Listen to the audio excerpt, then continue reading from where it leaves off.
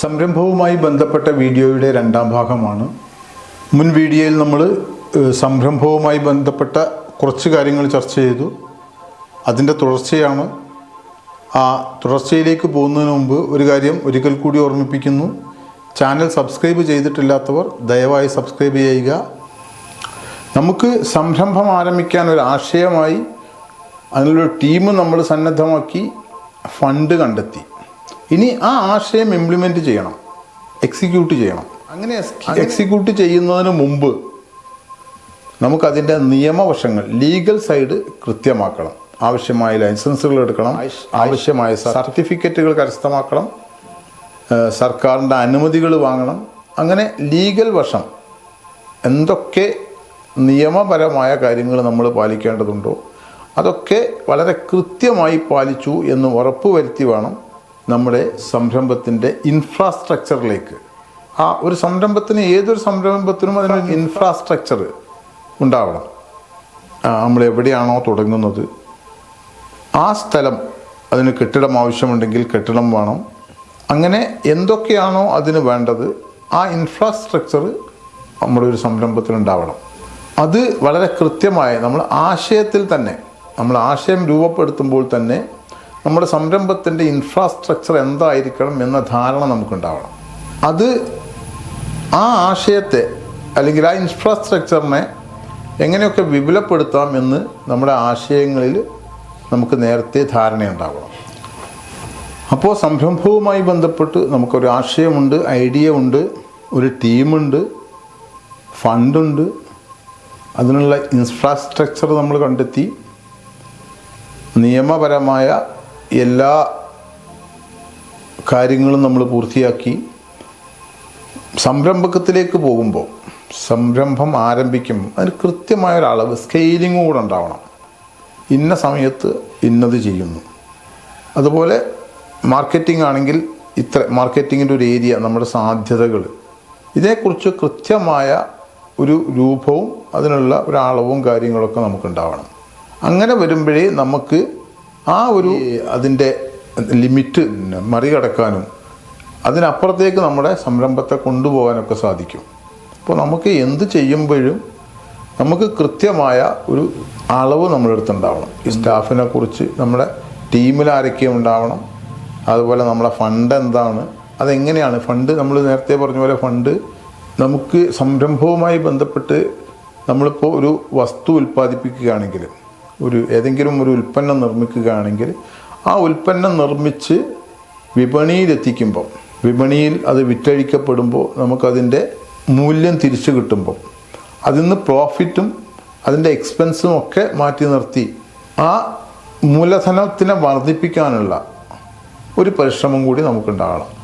നമ്മളൊരു 1,00,000 രൂപ കൊണ്ടൊരു സംരംഭം ആരംഭിച്ചാൽ ഒരു വർഷം കഴിയുമ്പം ആ സംരംഭത്തിൻ്റെ മൂലധനം 1,00,000-ൽ നിന്ന് 1.5 ലക്ഷത്തിലേക്കോ 1.25 ലക്ഷത്തിലേക്കോ വർദ്ധിപ്പിക്കാനുള്ള ഒരു കൃത്യമായ കണക്ക് നമ്മുടെ കയ്യിലുണ്ടാവണം. അതല്ലാതെ നമ്മൾ 1,00,000 രൂപ ഇൻവെസ്റ്റ് ചെയ്തൊരു സംരംഭം ആരംഭിക്കുകയും ഒരു വർഷം കഴിഞ്ഞ് അതിൽ നിന്ന് നമ്മുടെ ചിലവുകളൊക്കെ കഴിഞ്ഞ് നമ്മുടെ പേഴ്സണൽ ആവശ്യങ്ങൾക്കൊക്കെ എടുത്ത് ഈ 1,00,000-ൽ തന്നെയോ അല്ലെങ്കിൽ നമ്മുടെ മൂലധനം 1,00,000-ൽ താഴേക്കോ ആവുന്ന അവസ്ഥയുണ്ടായാൽ നമ്മുടെ സംരംഭം മുന്നോട്ട് കൊണ്ടുപോകാൻ പറ്റില്ല. അതേസമയം 1,00,000 എന്ന നമ്മുടെ മൂലധനം 1.25 ലക്ഷമായി വർദ്ധിപ്പിക്കാൻ നമുക്ക് സാധിച്ചാൽ ആ 1.25 ലക്ഷത്തിൻ്റെ ബിസിനസ്സായി നമ്മുടേത് മാറി. സംരംഭത്തിൻ്റെ മൂലധനം അത് ഘട്ടം ഘട്ടമായി വർദ്ധിപ്പിക്കാനുള്ള പരിശ്രമങ്ങൾ നിരന്തരമായി നടത്തിക്കൊണ്ടേയിരിക്കണം. 1,00,000 രൂപ മുടക്കി ഒരു സംരംഭം ആരംഭിച്ചാൽ തൊട്ടടുത്ത വർഷം അത് 1.25 ലക്ഷം അതിന് മൂലധനം ഉണ്ടാകുന്ന വിധത്തിലുള്ള ഒരു കണക്കുകൂട്ടൽ നമുക്കുണ്ടാവണം. അത് വർഷം തോറും കൂടിക്കൊണ്ടിരിക്കാൻ, അതിനെ കൂട്ടിക്കൊണ്ടിരിക്കാൻ പരിശ്രമിക്കണം. അത് മൂലധനം കുറയുന്ന സാഹചര്യം ഉണ്ടായാൽ ബിസിനസ് സംരംഭം പ്രതിസന്ധിയിലായിപ്പോകും. ഏറ്റവും പ്രധാനമായി നമ്മൾ ശ്രദ്ധിക്കേണ്ടത്, അതുപോലെ തന്നെ എക്സ്പെൻസ് പ്രോഫിറ്റിനനുസരിച്ച് നിയന്ത്രിക്കാനും സാധിക്കണം. ഇത്തരം കാര്യങ്ങൾ ശ്രദ്ധിച്ചാൽ ഏതൊരു സംരംഭകനും നല്ല രീതിയിൽ വിജയിപ്പിക്കാനാവും എന്നാണ് എൻ്റെ എളിയ അഭിപ്രായം. അതോടൊപ്പം തന്നെ സൂചിപ്പിക്കാനുള്ള ഒരു കാര്യം, സംരംഭകരെപ്പോഴും പൊതുജനങ്ങൾ പങ്കെടുക്കുന്ന സദസ്സുകളിലൊക്കെ പങ്കെടുക്കുന്നവരാകണം. പുതിയ ബന്ധങ്ങൾ നമ്മളെ സംരംഭങ്ങളിൽ വലിയ വിജയമുണ്ടാക്കും. ആളുകളുമായുള്ള റിലേഷൻഷിപ്പ് വളരെ വലിയ ഘടകമാണ്. അതുപോലെ തന്നെ ഗ്രാമപഞ്ചായത്തുകൾക്ക് സംരംഭകരെ വളരെയധികം സഹായിക്കാൻ സാധിക്കും. അപ്പോൾ ഓരോ സംരംഭകനും താൻ താമസിക്കുന്ന, താൻ ഉൾപ്പെടുന്ന ഗ്രാമസഭകളിൽ നിർബന്ധമായും പങ്കെടുക്കണം. അവിടെ ചർച്ച ചെയ്യുന്ന കാര്യങ്ങൾ മനസ്സിലാക്കുകയും അതേതൊരു തരത്തിൽ സംരംഭകർക്ക് അല്ലെങ്കിൽ തൻ്റെ സംരംഭത്തിന് അതേത് നിലക്കുള്ള പരിപാടികളുണ്ട് എന്ന് അന്വേഷിക്കുകയും വേണം. പലപ്പോഴും നമുക്കറിയാം, അതേക്കുറിച്ച് ഈ LSGDയെക്കുറിച്ച് നമുക്ക് മറ്റൊരു വീഡിയോ ചെയ്യേണ്ടതുണ്ട്. സംരംഭത്തിൽ വിജയിക്കണം എന്ന് ആഗ്രഹിക്കുന്ന ആളുകൾ നമ്മുടെ ഭരണഘടനാ ശില്പി ഡോക്ടർ ബാബാ സാഹിബ് അംബേദ്കറുടെ ലേഖനങ്ങൾ വായിക്കണം എന്നുകൂടി എനിക്ക് നിങ്ങളോടൊരു അഭ്യർത്ഥനയുണ്ട്. ലൈബ്രറികളിലും പുസ്തകശാലകളിലൊക്കെ കിട്ടും. അതിൽ വാല്യൂ ഓഫ് റുപ്പി പോലുള്ള സാമൂഹ്യ ഘടനയെ വിശദീകരിക്കുന്നത് പോലുള്ള ലേഖനങ്ങൾ നിരവധിയുണ്ട്. ബാബാ സാഹിബ് അംബേദ്കർ സാമ്പത്തിക ശാസ്ത്രത്തിൽ PhD ഉള്ള ആൾ കൂടിയാണ്.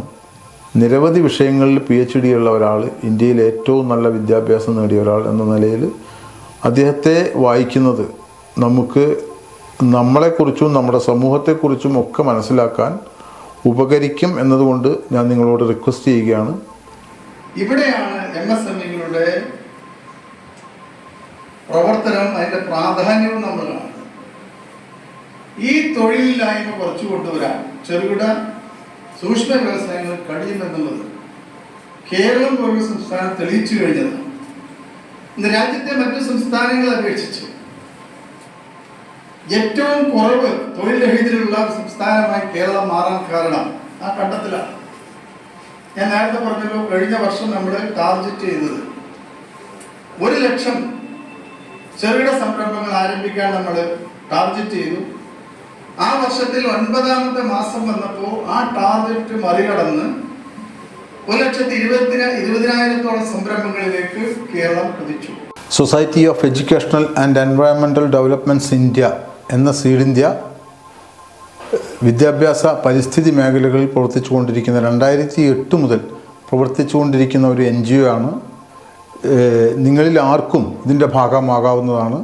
സീഡ് ഇന്ത്യയുടെ ഭാഗമായി പ്രവർത്തിക്കാൻ ആഗ്രഹിക്കുന്നവർ അക്കാര്യം കമൻറ്റ് ബോക്സിൽ രേഖപ്പെടുത്തിയാൽ സെക്രട്ടറിമാരും നിങ്ങളെ കോൺടാക്റ്റ് ചെയ്യുന്നതാണ്. അഭിപ്രായങ്ങളോട്, ഈ വീഡിയോയിൽ പറഞ്ഞ അഭിപ്രായങ്ങളോട് നിങ്ങൾക്ക് വിയോജിപ്പുകളുണ്ടാകാം, അതും കമൻറ്റ് ബോക്സിൽ രേഖപ്പെടുത്തണം.